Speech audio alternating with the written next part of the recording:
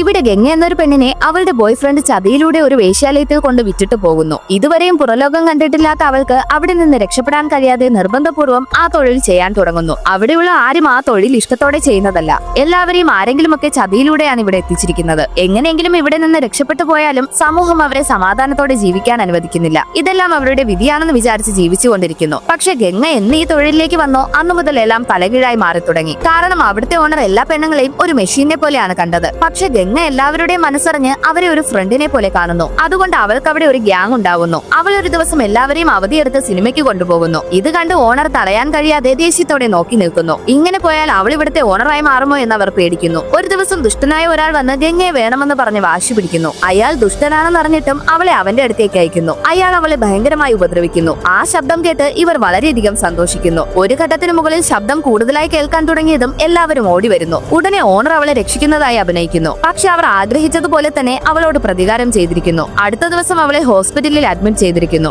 അവളുടെ ബോഡിയിൽ 29 തയ്യലിട്ടിരിക്കുന്നു. അത്രത്തോളം അയാൾ അവളെ ക്രൂരമായി ഉപദ്രവിച്ചു. ഇത് കണ്ട ഓണർ, ഇതെല്ലാം നമ്മുടെ തൊഴിലിൽ സാധാരണയാണ്, നമുക്ക് പോലീസിലും പോകാൻ കഴിയില്ലെന്ന് പറഞ്ഞ് ഇൻഡയറക്റ്റ് ആയി അവളെ പേടിപ്പിക്കാൻ ശ്രമിക്കുന്നു. അത് മനസ്സിലാക്കിയ ഗംഗ നേരെ പോലീസിന്റെ അടുത്തേക്ക് പോകാതെ പോലീസ് പോലും പേടിക്കുന്ന ഒരാളുടെ അടുത്തേക്ക് പോകുന്നു. അയാൾ ഒരു ദാതയാണെങ്കിലും നല്ല മനുഷ്യനാണ്. അദ്ദേഹത്തോട് അവൾ നേരിട്ട ക്രൂരതയെ പറ്റി പറഞ്ഞ് ഷോൾ മാറ്റി കാണിക്കുന്നു. അത് കണ്ട് അദ്ദേഹത്തിന് പോലും അവളോട് അലിവ് തോന്നുന്നു. അതുകൊണ്ട് അവൾക്ക് കുറച്ച് കാശ് കൊടുത്ത് അയക്കാൻ ശ്രമിക്കുന്നു. പക്ഷെ അവൾ എനിക്ക് കാശ് വേണ്ട, നീതിയാണ് വേണ്ടതെന്ന് പറയുന്നു. അന്നു മുതൽ അവളെ തന്റെ സഹോദരി എന്ന് പറഞ്ഞ് അവൾക്ക് കാവലായ ഒരാളെ അവൾക്കൊപ്പം അയക്കുന്നു. എപ്പോൾ അയാൾ തിരികെ വന്നാലും തന്നെ ഇൻഫോം ചെയ്യണമെന്ന് പറയുന്നു. കുറച്ചു ദിവസത്തിനുള്ളിൽ തന്നെ അയാൾ വീണ്ടും ഗംഗയെ അന്വേഷിച്ചു വരുന്നു. അവൾ ദാത വരുന്നത് വരെ അവനോട് സംസാരിച്ച് സമയം കളയുന്നു. അയാൾ അവളുടെ ദേഹത്ത് കൈവച്ച കറക്റ്റ് ടൈമിൽ തന്നെ ഇദ്ദേഹം ഇവിടേക്ക് വരുന്നു. അവനെ നടുറോഡിൽ വെച്ച് അടിച്ച് ശരിയാക്കുന്നു. അന്നു മുതൽ ഗംഗ ഗംഗുബായിയായി മാറി ആർക്കും ഒന്നും ചെയ്യാൻ കഴിയാത്ത ഒരാളായി മാറുന്നു. അവൾ ഇതിനു മുൻപുണ്ടായിരുന്ന ഓണറിനെ പോലെ അല്ലാതെ ഇഷ്ടത്തോടെ അല്ലാതെ ഇവിടേക്ക് വരുന്നവരെല്ലാം തിരികെ വീട്ടിലേക്ക് അയക്കുന്നു. അന്നു മുതൽ എല്ലാവർക്കും അവളോട് പ്രത്യേക ബഹുമാനം തോന്നുന്നു.